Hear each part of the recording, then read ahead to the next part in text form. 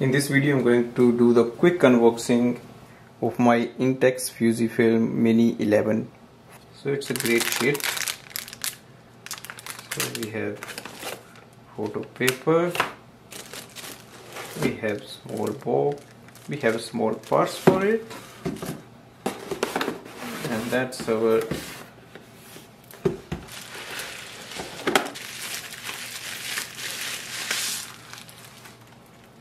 that's beautiful, looks nice.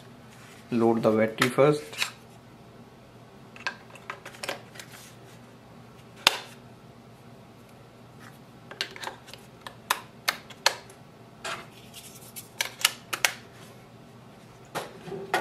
So we have to install it here. So it goes in like this.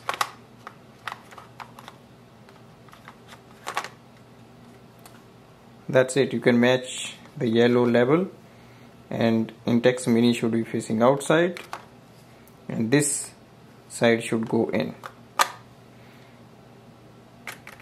Now you have to press and close it.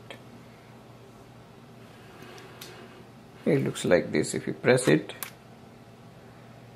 and if you take it out, the lens will open. If you press it like this, this closes it. So if we press here,